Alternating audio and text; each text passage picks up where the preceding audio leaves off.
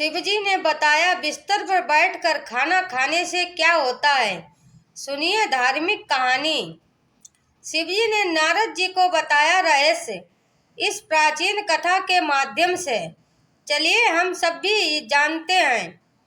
दोस्तों, एक बार भगवान शिव कैलाश पर्वत पर बैठे हुए थे और तभी वहां नारद जी पधारते हैं और भगवान शिव को देखकर उन्हें प्रणाम करते हुए कहते हैं, हे प्रभु, किस कारण से मनुष्य की अकाल मृत्यु होती है?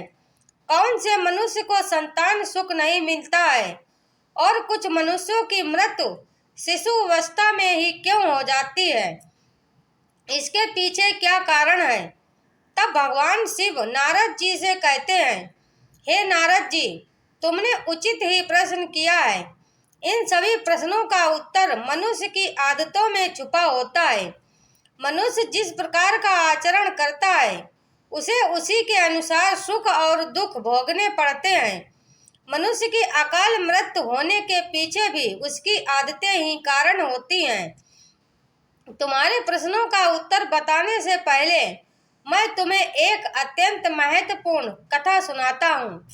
इस कथा में तुम्हें तुम्हारे सभी प्रश्नों के उत्तर मिल जाएंगे, इसीलिए तुम इस कथा को ध्यान से जरूर सुनो।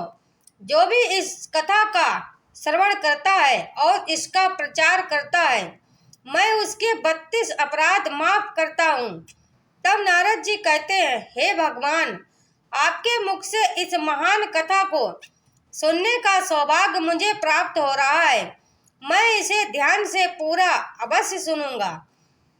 फिर भगवान भोलेनाथ नारद जी को वह कथा सुनाने लगते हैं। पूर्व काल की बात है। मगध देश में हेमकुंडल नाम के एक प्रसिद्ध सम्राट हुआ करते थे। उनके राज्य के अंदर अनेक नगर, वन, पर्वत तथा सरोवर थे। महाराज हेमकुंडल अत्यंत गुणवान, बुद्धिमान तथा कुशल सम्राट थे।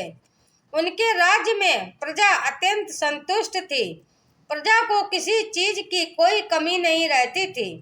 महाराज स्वयं ही अपनी प्रजा का ध्यान रखते थे। उनके राज्य में चोरों और डकैतों का कोई भय नहीं था। महाराज बड़े धर्मात्मा थे।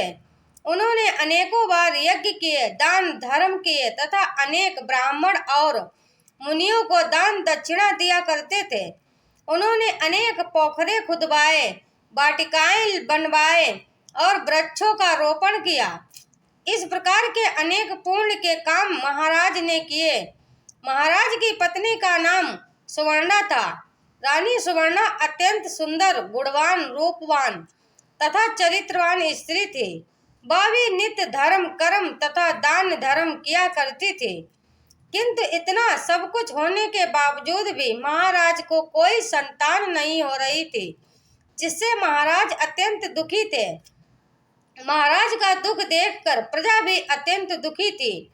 फिर एक दिन महाराज अपने राजमहल में बैठकर इस प्रकार से सोचने लगे कि किस पाप के कारण मुझे पुत्रहीन रहना पड़ रहा है। मैंने ऐसा कौन सा पाप किया है जो मुझे इतना बड़ा दंड मिल रहा है? अब मेरी इस समस्या का हल केवल मुनि वशिष्ठ जी ही कर सकते हैं। इसीलिए मैं उनके पास जाकर इस समस्या के लिए उपाय मांगता हूँ। फिर महाराज अपने रथ में बैठकर मुनि वशिष्ठ जी के आश्रम पर जाते हैं। वहां पर मुनि वशिष्ठ जी ने उनका स्वागत किया और उन्हें बैठने के लिए आसन देकर पूछने लगे, हे राजन, तुम्हें किस कारण से आश्रम पर आना हुआ? कहीं आपने संन्यास तो नहीं ले लिया है? महाराज मुनि वशिष्ठ से कहने लगे, मैं अत्यंत दुखी हूँ। केवल आप ही मेरी इस शंका का समाधान कर सकते हैं। मुनि वशिष्ठ कहने लगे, हे राजन, आपको किस प्रकार का कष्ट है? आप तो इतने बड़े राज्य के सम्राट हैं। आपके मन में जो भी शंका हो, आप निसंकोच होकर पूछे, मैं अवश्य ही आपकी सहायता करूंगा। फिर महाराज हेमकुंडल कहने लगे, मेरी कोई संतान नहीं है। किस पाप के कारण मुझे संतानहीन रहना पड़ रहा है? संतान के बिना मेरा उद्धार कैसे होगा? मेरे राज्य का उत्तराधिकारी कौन बनेगा? कृपया आप मुझे बताने की कृपा करें किस कारण से मैं संतानहीन बन गया हूँ और मुझे संतान प्राप्त के लिए क्या उपाय करना चाहिए। तब मुनि वशिष्ठ महाराज के पूर्व जन्म को देखने लगते हैं और महाराज से कहते हैं कि हे राजन, आपको संतान सुख न मिलने का कारण आपके द्वारा पिछले जन्म में किया हुआ पाप है। पिछले जन्म में आप एक शिकारी थे जो वन में रहकर शिकार करके अपना गुजारा चलाया करते थे। फिर एक दिन आप वन में शिकार के लिए निकले थे। उस स्थान पर एक गाय अपने बछड़े को दूध पिला रही थी, किंतु आपके द्वारा अनजाने में चलाया गया बाण उस गाय को लगा और वह गाय घायल हो गई। उस गाय को घायल करने के कारण ही इस जन्म में आपको पुत्रहीन होने का श्राप मिला है। इस बात को सुनकर महाराज बहुत दुखी हुए और मुनि वशिष्ठ जी से प्रार्थना करने लगे, कृपया आप मुझे इस श्राप से मुक्ति का उपाय बताइए। फिर मुनिवर कहते हैं, हे राजन, आप गायों की सेवा करें, इसी से आपको मुक्ति मिल जाएगी। फिर महाराज ने अपने राज्य में अनेक गौशालाएं बनवाई, ब्राह्मणों को गायों का ध्यान दिया और अपने महल में नित्य गाय की सेवा करने लगे। महाराज और महारानी अपने महल में नित्य गाय की पूजा और प्रतिष्ठा करने लगे और नित्य गाय को भोजन कराने लगे।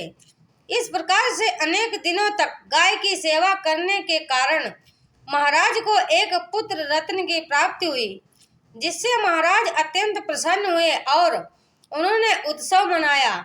महाराज उस बालक को बड़े लाड़ प्यार से पालने लगे, उसकी हर इच्छा और मनोकामना को पूर्ण करने लगे।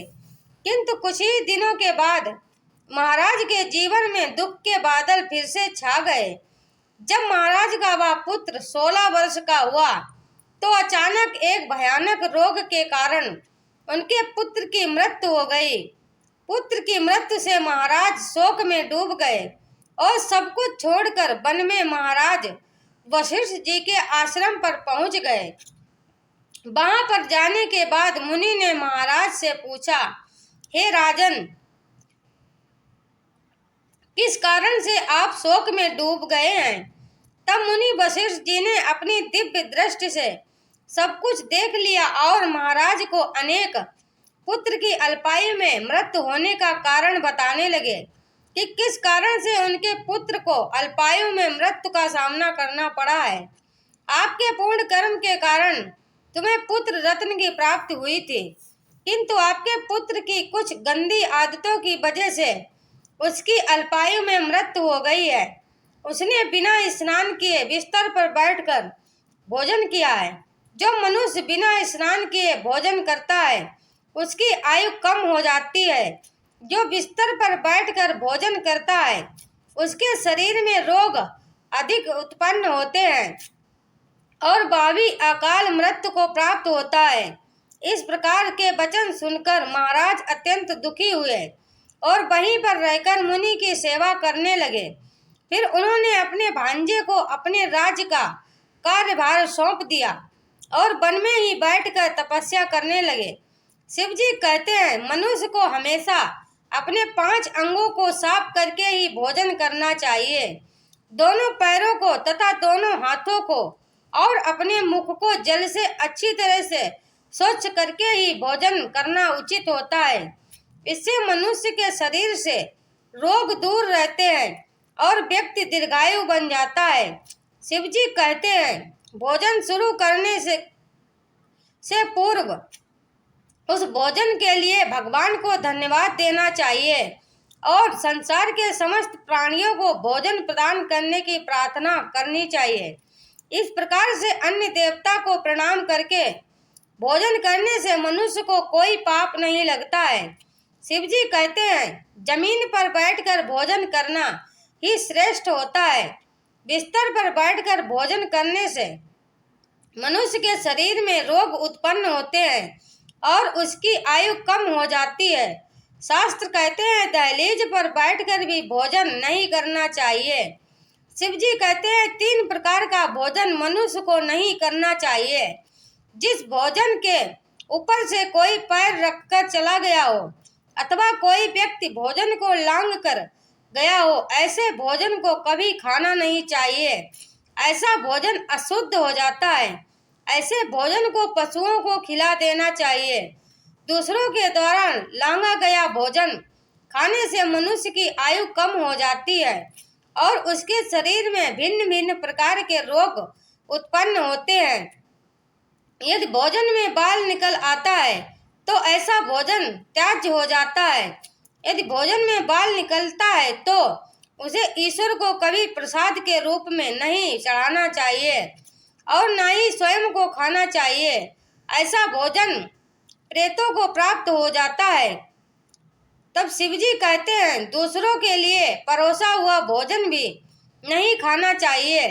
जो मनुष्य दूसरों का भोजन छीन कर खाता है अथवा किसी को बिना दिए ही स्वयं का उपभोग करता है, उसे देवी अन्नपूर्णा रुष्ट हो जाती है। भोजन सभी में बांटकर खाना चाहिए, क्योंकि हिस्से का भोजन करने से मनुष्य के पूर्ण कर्म नष्ट हो जाते हैं। शास्त्रों के अनुसार दिन के समय में मनुष्य को उत्तर की ओर मुख करके मलमूत्र का त्याग करना चाहिए। यदि रात्रि के समय मलमूत्र का त्याग करना हो तो दक्षिण की ओर मुख करके करना चाहिए। कुएं के पास, नदी के किनारे, गौशाला के पास, देव मंदिर, अग्नि के पास तथा शमशान भूमि के पास कभी मलमूत्र का त्याग नहीं करना चाहिए। शास्त्रों में कहा गया है, खड़े होकर भी मलमूत्र का त्याग नहीं करना चाहिए। इससे शरीर में रोग और विकार का निर्माण होता है। इसके साथ ही पूरी तरह से निर्वस्त्र होकर भी मलमूत्र का त्याग नहीं करना चाहिए। चलते चलते कभी पेशाब नहीं करना चाहिए, इससे जीवन में दुर्भाग्य आता है। जूते पहनकर, छाता लगाकर भी मलमूत्र का त्याग करना अनुचित माना जाता है। कभी भी किसी स्त्री, गुरु, देवता, मंदिर और पानी की तरफ मुख करके आकाश में ग्रहों को देखते हुए मलमूत्र का त्याग करना अनुचित होता है। रात्रि में चंद्रमा और अग्नि की तरफ देखते हुए भी मलमूत्र का त्याग नहीं करना चाहिए। इससे जीवन में दुख और संकट आते हैं। मलमूत्र का त्याग करने के बाद उस भाग को स्वच्छ करना चाहिए तथा अपने हाथों को भी जल से शुद्ध करना चाहिए। मलमूत्र का त्याग करने के अच्छे ढंग से देना चाहिए और उसे पर मिट्टी डालनी चाहिए ताकि कोई पशु उसे खाए ना। शिवजी कहते हैं, मनुष्य को कभी निर्वस्त्र होकर स्नान नहीं करना चाहिए, अपना सब कुछ खो बैठता है। इस प्रकार से शिवजी ने नारद को मनुष्य के आचार विचार तथा अच्छी और बुरी आदतों के संबंध में महत्वपूर्ण ज्ञान दिया है, जो अत्यंत महत्वपूर्ण है। उम्मीद है आपको यह जानकारी अच्छी लगी होगी। अच्छी लगी हो तो वीडियो को लाइक जरूर करें। ऐसे ही आध्यात्मिक जानकारी वाले वीडियो देखने के लिए चैनल को सब्सक्राइब जरूर करें और कमेंट में जय श्री कृष्णा अवश्य लिखें। राधे।